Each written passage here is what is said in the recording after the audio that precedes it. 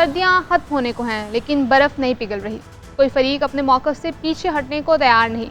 इसके पीछे ये डर भी है कि अगर वो झुके, अपने मौक़िफ़ से पीछे हटे तो उन्हें मुसलसल पीछे ही हटना पड़ेगा। ये बात इस्टेब्लिशमेंट, हुकूमत और तहरीक इंसाफ तीनों सोच रहे हैं। कोई ऐसा फरीक भी मौजूद नहीं जो तीनों को बिठा कर बात करे। इसलिए सियासी बहरान ख़त्म होने का नाम नहीं ले रहा। इस्टेब्लिशमेंट और हुकूमत फ़िलहाल इमरान खान को कोई रिलीफ देने को तैयार नज़र नहीं आ रही, जब तक कहीं से कोई बड़ा दबाव नहीं आता। इमरान खान और इनके साथी इसके लिए कोशिशें कर रहे हैं।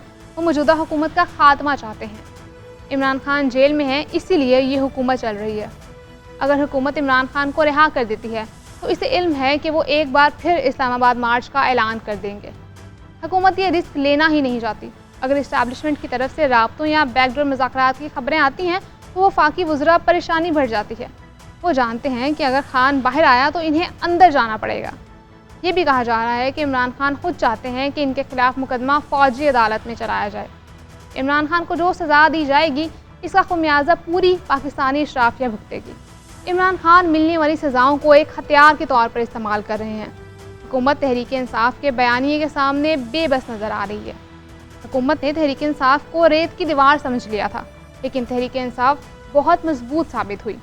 PTI के रहनुमाओं और कारकुनों ने बहुत सी सख्तियाँ बर्दाश्त की, लेकिन अब भी अपने मौक़िफ़ पर डटे हुए हैं। सब जानते हैं लड़ाई बढ़ी तो मुल्क में मार्शल लॉ लग सकता है। ये बात अपनी जगह है कि ज़्यादातर सियासी रहनुमाओं की राय है कि मार्शल लॉ लगाने का दौर गुजर चुका है, लेकिन पाकिस्तानी सियासत में कब क्या हो जाए कुछ कहना मुश्किल है।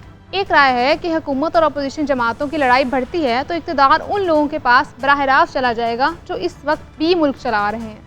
लॉ एंड ऑर्डर की सूरत हाल ख़राब हुई, मुझे डूबने का ख़तरा पैदा हुआ तो फिर इदारे खामोश तमाशाई तो नहीं रहेंगे, वो अपना फैसला कुन किरदार अदा करेंगे। आज जो सियासी तनाव नज़र आ रहा है, माजी में इसकी मिसाल नहीं मिलती। डेडलॉक टूट रहे, जो सर्द लहरी ख़त्म करने की उम्मीद कम है। अपोजिशन जमातों का ग्रैंड अलायंस बनाने के लिए इस्लामाबाद में अहम इजलास बुलाने की तैयारियां शुरू कर दी गई हैं। अपोजिशन रहनुमाओं के बकौल पार्लियामेंट और अदलिया दोनों तमाशा बनी हुई हैं। हुकूमत के पास अख्तियार कोई नहीं, तमाम बड़े फैसले कहीं और किए जा रहे हैं। अपोजिशन जमातें एक बात पर मुत्तफिक हैं कि मौजूदा हुकूमत ख़त्म करके नए इंतखाबात कराए जाएं। 5 दीगर इशूज़ पर हर सियासी जमात की अपनी सोच है। इस्लामाबाद में होने वाले इजलास में तवक्को है कि अपोजिशन जमातें मज़ीद कुछ मामलात पर इत्तफाक कर लेंगी। इनमें अबूरी हुकूमत या कौमी हुकूमत बनाने की भी तजवीज़ ज़ेर गौर है। पानी PTI इमरान खान समेत तमाम सियासी कैदियों की रिहाई का अपोजिशन पहले ही मुतालबा कर चुकी है। अपोजिशन जमातें इस बात पर भी मुत्तफिक हैं कि इमरान खान को इंसाफ मिलना चाहिए। PTI के बाज़ रहनुमाओं को यकीन है कि इमरान खान ईद से पहले रिहा हो सकते हैं। इस्लामाबाद लॉन्ग मार्च की तारीख आई तो हुकूमत ठहर नहीं सकेगी। जहाँ तक 26वीं आईनी तरमीम का मामला है, इसके खात्मे या मज़ीद तरमीम के लिए कई रास्ते मौजूद हैं। अमीर जमात इस्लामी हाफिज़ नईमुर रहमान ने भी ईद के बाद बड़े एहतजाजी तहरीक शुरू करने का इंदिया दे दिया है। ये खबर हुकूमत पर बिजली बनकर गिरी है। जमात इस्लामी के मरकज़ी मजलिस शूरा के इजलास में अवाम के हुकूक के लिए जारी तहरीक समेत दीगर अमूर का जायज़ा लिया गया और रमज़ान अल मुबारक के बाद बड़ी तहरीक शुरू करने का फैसला किया गया। पहले मरहले में मरकज़ी शाहराहों पर धरने दिए जाएंगे, गवर्नर हाउस और फिर वज़ीर आला हाउस का घेराव होगा। हाफिज़ नईमुर रहमान के मुताबिक हुकूमत को घुटने टेकने पर मजबूर करेंगे। हुकूमत फॉर्म 45 की होनी चाहिए। पुरअमन सियासी मुज़ाहमत ही मसाइल का हल होता है। हुकूमत की मईशत को बेहतर बनाने, अरबों डॉलर की गैर मुल्की सरमायाकारी आने, सनअत और तजारत की तरक्की और मुल्क को चांद पर ले जाने के दावे अपनी जगह, लेकिन हकीकत यह है कि आम आदमी पहले से ज़्यादा परेशान है। पहले 2 वक्त की रोटी खाना मुश्किल था, अब 1 वक्त की रोटी खाना भी मुश्किल हो गया है। रोज़गार के नए मौके पैदा नहीं हो रहे, बेरोज़गारी बढ़ रही है। आवाम से पूछें तो जवाब मिलता है महंगाई मुसलसल बढ़ रही है। जो चीज़ कल 100 रुपये में मिल जाती थी अब दुगना कीमत पर मिल रही है। हुकूमत का दावा है कि महंगाई कम हो रही है। हुकूमत अदाद शुमार भी पेश कर देती है। हुकूमत पर आवाम का एतमाद नज़र नहीं आ रहा।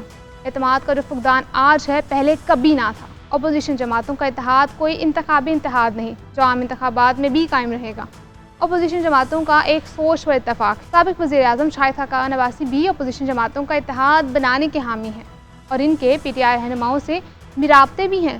शाहिद खाकान अब्बासी के मुताबिक वो पुरअमन एहतजाज के हामी हैं। इनकी कंटेनर पर जाने की कोई सोच नहीं। शाहिद खाकान अब्बासी के मुताबिक वो पुरअमन एहतजाज के हामी हैं। उनकी कंटेनर पर जाने की कोई सोच नहीं। 26वीं आईनी तरमीम के बाद चीफ जस्टिस के पास कोई इख्तियार नहीं रहा। अदल का निज़ाम चीफ जस्टिस नहीं, हुकूमत के पास है। ये तय है कि आइन बालादस्त होगा तो मुल्क में जमहूरियत भी कायम रहेगी। जमहूरियत ही अपोजिशन को एहतजाज का हक देती है। जब सब कुछ नाकाम हो जाए तो सड़कों का रास्ता आखिरी हरबा होता है। अपोजिशन जमातों ने मुज़ाकरात की नाकामी के बाद ये आखिरी और फैसला कुन रास्ता चुन लिया है।